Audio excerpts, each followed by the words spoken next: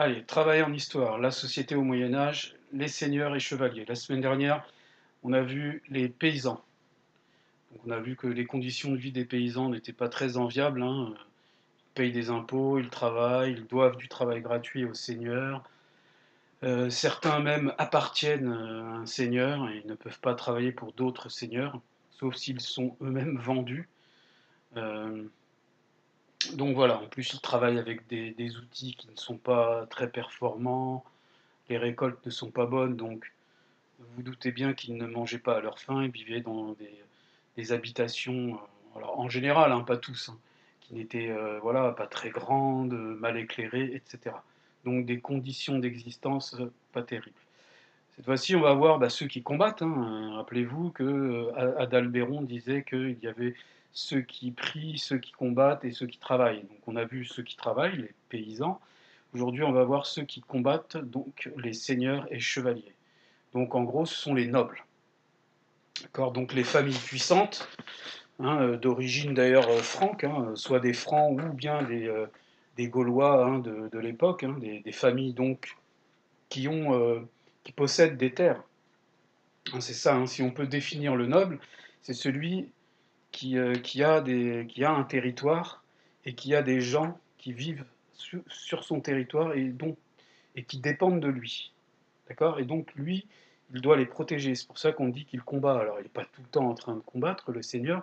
Il y a même des seigneurs qui, à mon avis, ne combattaient pas. Mais dans tous les cas, vu qu'il ne travaille pas, s'il peut avoir une activité, c'est par exemple celle de combattre, de chasser, de jouer. Hein, il jouait. Hein, on va voir ça dans le document. Donc c'est d'eux qu'on va parler. Et cela va sans dire, il n'y en avait pas beaucoup des seigneurs par rapport au nombre de paysans. Hein, la plupart des Français de cette époque du Moyen Âge étaient des paysans. Voilà. Et on verra pour ceux qui prient. Donc, on fait comme la semaine dernière, je lis, j'explique les questions. Donc la société au Moyen Âge, les seigneurs et chevaliers. Doc A, les seigneurs. Au Moyen Âge, un seigneur est un propriétaire terrien. Propriétaire donc terre, hein, terrien, terre. Le fait d'avoir des terres lui donne des pouvoirs sur ceux qui y habitent. Les seigneurs sont des personnages puissants du royaume. Ils sont au service du roi tout en dominant les paysans en échange de leur protection. Le seigneur possède un pouvoir économique, l'argent, important sur son territoire et ses habitants. En tant que propriétaire de la seigneurie, il détient le pouvoir judiciaire, c'est-à-dire le pouvoir de rendre la justice. Il récupère des impôts en argent et les corvées des paysans utilisant ses terres. Il détient le pouvoir militaire. Il peut convoquer n'importe quel guerrier pour participer à ses opérations militaires. Qu'est-ce qu'un seigneur selon le texte? Toujours, on justifie la ligne.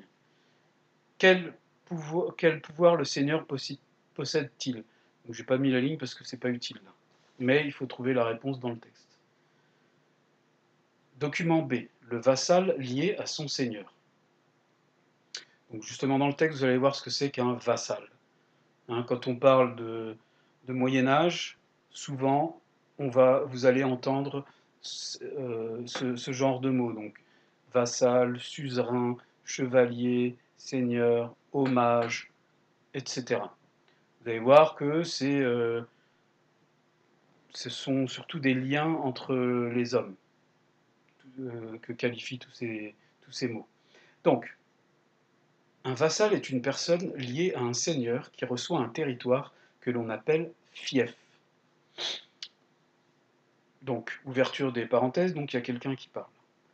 Le comte demanda au futur vassal s'il voulait devenir son homme sans réserve.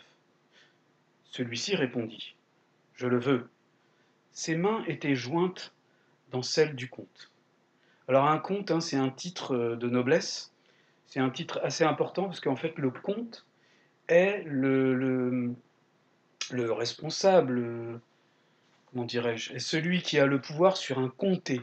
Et un comté, à l'époque, c'est presque la taille, enfin c'est même aussi grand que la taille d'une région aujourd'hui. Donc c'est un vaste territoire. Donc le comte, c'est un personnage puissant. Il est juste en dessous du roi, hein, le comte. Hein.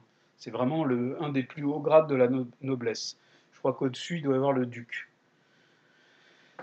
Donc je reprends la lecture. Ses mains, hein.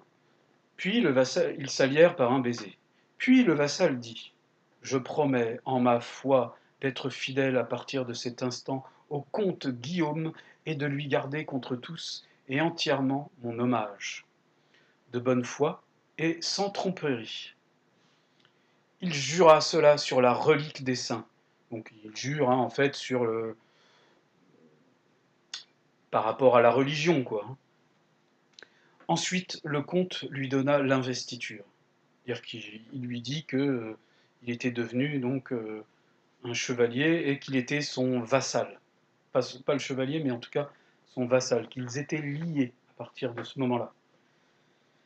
D'après Galibert de Bruges, XIIe siècle. Donc vous voyez, hein, XIIe siècle, donc c'est les dates entre 1100 et 1199. Donc il y a un peu moins de 1000 ans.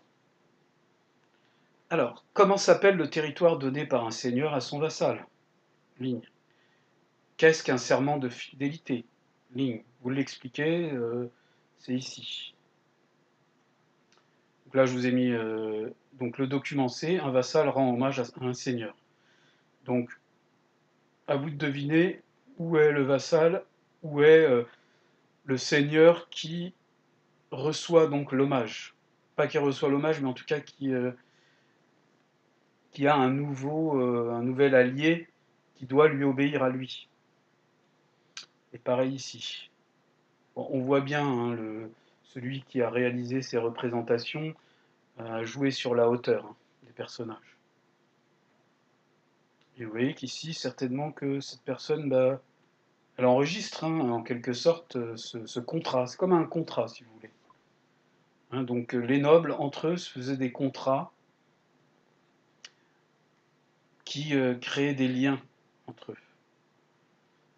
Donc, finalement, si un seigneur était attaqué par un autre seigneur, eh bien, ses vassaux, hein, le pluriel de vassal, devaient le défendre, puisqu'ils étaient liés par un contrat. Hein, c'est comme ça que ça fonctionne, et donc vous voyez que c'était important qu'un seigneur ait des vassaux. Plus il en avait, plus il était puissant. Et on dit justement que le roi de France, à un moment donné, c'est celui qui est tout en haut de la chaîne. C'est-à-dire que tous les autres seigneurs sont ses vassaux à lui. Alors, document D, les chevaliers au Moyen-Âge. Les chevaliers du Moyen-Âge sont des soldats suffisamment riches, donc pour la plupart des nobles, pour posséder un cheval. Ça devait coûter cher, hein, comme alors, pas une voiture, mais je sais pas, une voiture de luxe aujourd'hui, une épée et une armure. Donc tout ça, c'était très très très très très inaccessible. C'est-à-dire que, bah, par exemple, un paysan ne pouvait pas du tout se payer tout ça. Ils sont aux ordres d'un seigneur qui les loge. Alors là, une petite erreur. En contrepartie, ils le suivent dans ses expéditions militaires. Donc la contrepartie, c'est en échange, en fait, si vous voulez. Il faut de longues années pour devenir chevalier. Dès l'âge de 7 ans, le jeune noble entre comme page. Tiens, vous l'avez déjà rencontré dans la dictée numéro 19, ce mot. Comme page chez un seigneur ami de la famille. En fait, un page, oui, comme un apprenti, il apprend. Et il apprend les règles de la cour. La courtoisie, donc c'est comme la politesse, hein, c'est tout ce qu'il faut faire devant les gens, les gestes à faire, les paroles à dire, etc. Avec les dames, donc. Il peut aussi recevoir quelques enseignements de lecture ou d'écriture. Donc, il ne savait pas tous lire. D'accord? À 14 ans, il devient écuyer. Il apprend à monter à cheval, donc l'écuyer, hein, voilà, c'est pour devenir chevalier. Et à manier les armes de combat. Il s'occupe de l'équipement d'un chevalier, voilà, il accompagne, si vous voulez, l'écuyer, il accompagne un chevalier. Il s'occupe de son cheval, il le nourrit, il le brosse, etc. Avant de devenir lui-même. Plus tard, il sera adoubé, alors ça c'est une cérémonie de l'adoubement qui fait de lui un chevalier, par son seigneur au cours d'une cérémonie religieuse appelée l'adoubement. Euh, J'essaierai de vous trouver un lien vers une scène d'un film ou autre, où on voit donc une cérémonie d'adoubement. Quel équipement le chevalier devait-il posséder? Vous indiquez la ligne. À quoi sert l'adoubement? Vous indiquez la ligne. Qu'est-ce que l'écuyer apprend à faire? Vous écrivez la ligne. Document E, la vie des seigneurs.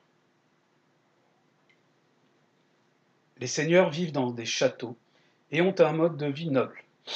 Le seigneur aime montrer sa puissance et sa richesse. C'est très important pour lui. Il s'entoure de chevaliers, organise des banquets, c'est des grands repas, hein, des chasses et des tournois. Donc chasse, hein, ils vont dans la forêt et puis ils chassent des sangliers, etc. Pour éviter l'ennui, les seigneurs pratiquent la chasse et jouent aux échecs. Bon, un point commun avec eux pour nous. Un joue avec ENT, attention, ça me, ça me perturbait. Ils jouent aussi aux dames et lisent lorsqu'ils ont appris. Donc vous voyez, hein, ils peuvent lire donc des livres, mais ils n'ont pas tous appris à lire ou à écrire. Hein, ça dépend des familles. Ils aiment écouter les bouffonneries de leurs fous, donc les bêtises si vous voulez, de leurs fous, c'est l'ancêtre des comiques, hein, et entendre les chants et poèmes des troubadours de passage, bah, c'est les ancêtres des chanteurs, etc., des rappeurs, ce sont leurs ancêtres. Et les troubadours, vous voyez, c'est des gens qui ne restent pas en place, hein, qui voyagent. Et justement, je pense que les voyages, ça les aide à avoir des textes, ça nourrit leur imagination. Donc là, on voit un peu les activités, hein, les différentes activités. Donc ça, c'est quand même des, euh, des représentations qui datent certainement même du Moyen Âge. Et on peut voir les différentes activités. Là, on voit un banquet, etc. Alors, où vivent les seigneurs? Qu'est-ce qui est essentiel pour le seigneur? Quelles activités les seigneurs pratiquent-ils? Donc, vous pouvez vous aider du texte et des images, hein, pour répondre à cette question. Et c'en est terminé pour ce document. Donc, n'oubliez pas que ce travail est à rendre obligatoirement, celui-ci, donc à envoyer d'ici vendredi, par mail ou par SMS. Encore une fois, je préfère largement les mails. C'est plus facile pour moi de corriger et de vous renvoyer tout de suite. Voilà, à la prochaine vidéo.